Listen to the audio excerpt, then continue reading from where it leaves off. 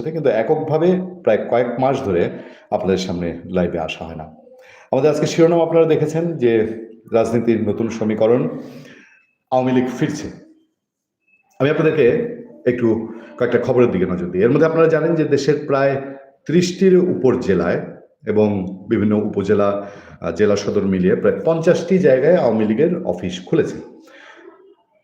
BNP মহাসচিব মির্জা ফখরুল ইসলাম আলমগীর তিনি বলেছেন যে আওয়ামী লীগ এভাবে অফিস খুলুক, এটা তারা চাননি। কিন্তু বাস্তবতা হলো যে বিএনপির মাঠ পর্যায়ের মানুষজনের বা বিএনপির যে আসন ভিত্তিক যেই হিসাব, সেই হিসাবের ধারাবাহিকতায় আওয়ামী লীগ অফিস খুলেছে এবং খুলে যাচ্ছে একের পর এক। একটা নতুন খবর আছে আমাদের কাছে, সেই খবরটি হলো কিশোরগঞ্জ। কিশোরগঞ্জ আপনারা জানেন যে আমরা কিশোরগঞ্জের সঙ্গে খুবই অ্যাটাচড। কিশোরগঞ্জে প্রায় 17 মাস 18 মাস পর, 1.5 বছর পর আওয়ামী লীগের অফিস খুলেছে এবং সেখানে আওয়ামী লীগের অফিসের সামনে ছাত্রলীগের নেতাকর্মীরা বা নিষিদ্ধ ঘোষিত সংগঠন বলা হয় এখনো, তাদের নেতাকর্মীরা সেখানে গিয়েছেন, তারা ব্যানার নিয়ে দাঁড়িয়েছেন। ব্যানারে বঙ্গবন্ধুর ছবি ছিল, জয় বাংলা জয় বঙ্গবন্ধুর ছবি ছিল। ইন্টারেস্টিং হলো সাবেক রাষ্ট্রপতি আব্দুল হামিদের ছোট ছেলে তুহিন, তার ছবি ছিল সেখানে এবং সেখানে তারা স্লোগান দিয়েছেন, তারা জাতীয় পতাকা, বাংলাদেশের জাতীয় পতাকা উত্তোলন করেছেন। এই ঘটনাগুলো মোটেও বিচ্ছিন্ন ঘটনা নয়, এগুলো বাংলাদেশের রাজনীতিতে, এই যে তারেক রহমান সম্পর্কে এখন বলা হয়, বিএনপির চেয়ারপারসন এবং বাংলাদেশ সরকারের নতুন প্রধানমন্ত্রী, যে তাকে এখন বাংলাদেশে ঐক্য, সম্প্রীতি এবং স্টেবিলাইজেশনের রাজনীতি করতে হবে এবং সেই স্টেবল রাজনীতির পার্ট হিসাবে ডক্টর ইউনূস তার স্বার্থ চরিতার্থের জন্য, তার নিজের খায়েশ মেটানোর জন্য বাংলাদেশের একটা বড় শক্তিশালী রাজনৈতিক অংশকে তিনি চেপে রেখেছিলেন এবং তার আসলে পুঁজি ছিল সেটা। আমি অনেক আলোচনায় আপনাদেরকে বলেছি, এই যে এনসিপি বা আরো কিছু সংগঠন আপনারা দেখেন, ওই ইনকিলাব মঞ্চ বা এই টাইপের সংগঠনগুলো, ওরা, আওয়ামী লীগ হচ্ছে তাদের পুঁজি। যতদিন আওয়ামী লীগ বিরোধিতা করা যাবে ততদিন তাদের রাজনীতি আছে। আওয়ামী লীগ বিরোধিতা যদি করতে না পারে তাহলে তাদের আসলে রাজনৈতিক তেমন কোনো অস্তিত্ব নাই বললেই চলে। এবং এটারই প্রমাণ দেখা যাচ্ছে ফিল্ডে। দুঃখিত দর্শক, তারই ফিল্ডের প্রমাণ দেখা যাচ্ছে এবং সেই ফিল্ডের প্রমাণ এখন অনেকটা স্পষ্ট যে আওয়ামী লীগ যত মাঠে আসবে, আওয়ামী লীগ যত স্বাভাবিক রাজনীতিতে ফিরে আসবে, ততই এনসিপি ভেনিশ হতে থাকবে। এবং ইতিমধ্যে তার কিছু লক্ষণ আপনারা দেখতে পাচ্ছেন। এনসিপির আহ্বায়ক নাহিদ ইসলাম তিনি কথা বলছেন আওয়ামী লীগ নিয়ে, নাসিরুদ্দিন পাটোয়ারি, সাজ্জিদ আলম, প্রতি মুহূর্তে তাদের একমাত্র পুঁজি হচ্ছে এখন আওয়ামী লীগ করা। সরকারে যাবে কি, সংসদে যাবে কি, সংসদে গিয়ে ভূমিকা পালন করবে কি, তাদের অনেকটা ত্রাহি ত্রাহি দশা। আপনারা দেখেছেন যে নারায়ণগঞ্জে সেলিনা হায়াৎ আইভি জামিন হয়েছে। ইভেন বদিউজ্জামান বদি, যিনি টেকনাফের গডফাদার হিসেবে পরিচিত, তারও জামিন হয়েছে। এইসবের মধ্যে দিয়ে মোটামুটি ক্লিয়ার বোঝা যায় যে বিএনপি গভর্নমেন্ট তারা ইউনূসের স্ট্র্যাটেজিতে চলবে না। তারা রাজনৈতিকভাবে, রাজনীতির মাঠে তাদের প্রতিপক্ষ আওয়ামী লীগকে যেভাবে মোকাবেলা করার প্রয়োজন হয় সেভাবেই হয়তো মোকাবেলা করবে, কিন্তু বল দিয়ে, শক্তি দিয়ে। এবং বিএনপি সবচেয়ে ভালো জানে যে শক্তি ব্যয় করে পুলিশ বাহিনী লেলিয়ে দিয়ে প্রতিপক্ষ রাজনৈতিক শক্তিকে দমন করা সম্ভব হয় না। ফলে বাংলাদেশে আওয়ামী লীগের ফিরে আসা, পুনরুত্থান, এইটা এখন প্রাসঙ্গিক সময়ের দাবি উঠেছে। এবং আমি বারবারই এখানে চোখ রাখতে চাই, এই যে 18 মাস দেশে মবের কালচার চালিয়ে গিয়েছে সেই মব মাস্টাররা, এই মব মাস্টাররা আওয়ামী লীগ বিদায়ের নাম করে বাংলাদেশে একটা মব রাজত্ব কায়েম করেছিল।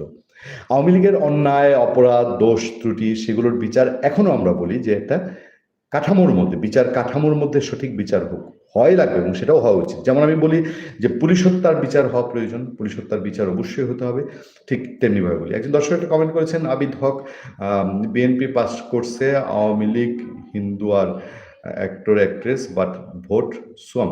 আচ্ছা, আমরা বলেছি সবসময় যে বিএনপির আওয়ামী লীগের যে ভোটাররা ভোট কেন্দ্রে গিয়েছেন তাদের ভোট প্রয়োজন হয়েছে এবং সেই ভোট পেয়েছেন এবং সনাতন ধর্মাবলম্বীদের একটা ভোট পেয়েছেন। সনাতন ধর্মাবলম্বীরা যতই ধর্মের লেবাস পরে তাদেরকে বোঝানো হোক, যতই সনাতন ধর্মাবলম্বী ক্যান্ডিডেট দিয়েছে জামাত ইসলাম, তারপরও তারা তাদের অতীত ইতিহাস, 71-এর স্মৃতি সব কিছু মিলিয়ে তারা কোনোভাবেই ভুলতে পারেনি যে আলটিমেটলি একটা যদি ধর্মভিত্তিক রাজনৈতিক দল ক্ষমতায় আসে, সরাসরি ধর্মভিত্তিক, তাহলে তাদের জন্য নিরাপদ হবে, এটা সনাতন ধর্মাবলম্বীরা মনে করেন। যাক, এই সার্বিক প্রেক্ষাপট মিলিয়ে আমাদের হাতে যেই তথ্যগুলো আছে সেই তথ্যগুলো হলো যে আওয়ামী লীগ নেতা আমির হোসেন আমু সবচেয়ে সিনিয়র নেতাদের মধ্যে এখন একজন, যেহেতু বলা হয় যে শেখ হাসিনা আওয়ামী লীগ সভাপতি, তার অতি দ্রুত বাংলাদেশে আসার সম্ভাবনা কতটুকু এ নিয়ে যথেষ্ট প্রশ্ন আছে।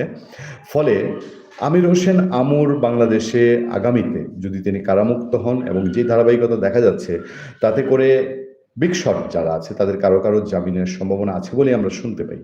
তারা যদি কারামুক্ত হন, তাহলে আগামীতে কি আমির হোসেন আমুকে বাংলাদেশ থেকে আওয়ামী লীগের নেতৃত্ব দিতে দেখা যাবে কিনা, মানে বাংলাদেশে যারা আছেন, শেখ হাসিনা যেই সময় পর্যন্ত ফিরতে না পারেন বা দলীয় নেতৃত্ব দিক থেকেই যান, তাহলে সেই সময় পর্যন্ত কি আমির হোসেন আমুর নেতৃত্ব আওয়ামী লীগের জন্য সামনে দরজা খোলা?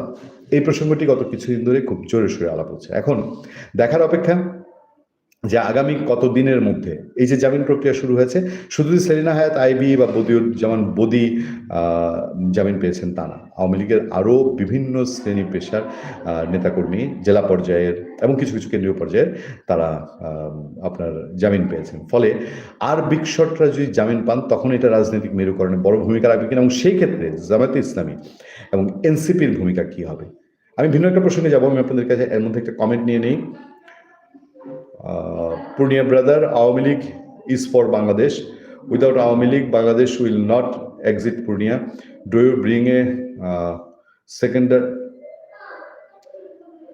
secondary link, major Akhtar to a talk show?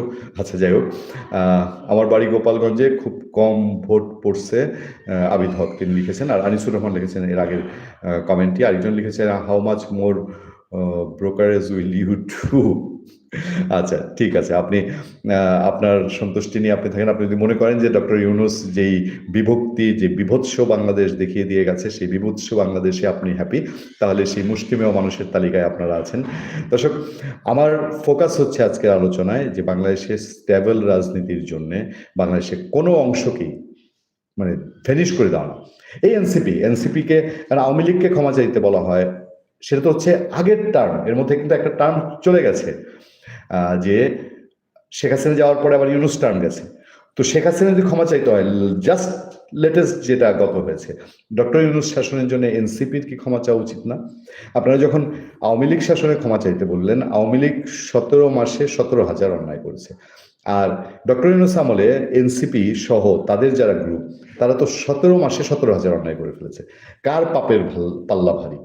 Purnia ভাই, ইউনূস যেন এটাকে রিমান্ড, আমি জানি না তারেক রহমান ডক্টর ইউনূসকে কিভাবে ডিল করবেন। ডক্টর ইউনূসের বিরুদ্ধে দুর্নীতি দমন কমিশনে যেই দুর্নীতির অভিযোগের পাহাড় জমেছে, পাহাড় বলবো, ডক্টর ইউনূস, তার উপদেষ্টা এবং তাদের লেসপেন্সাররা, তাদের বিরুদ্ধে যেই রাজনীতিতে নতুন মেরুকরণ, আওয়ামী লীগ দ্রুত ফিরছে, জমেছে, সেই পাহাড়গুলোর বিচার তারেক রহমান কিভাবে ডিল করবেন, এটা নিশ্চয়ই একজন প্রধানমন্ত্রী হিসেবে তিনি বিবেচনা করছেন। নজরুল ইসলাম তিনি লিখেছেন, কংগ্রেচুলেশন পূর্ণিয়া ভাই, থ্যাংক ইউ ভেরি মাচ।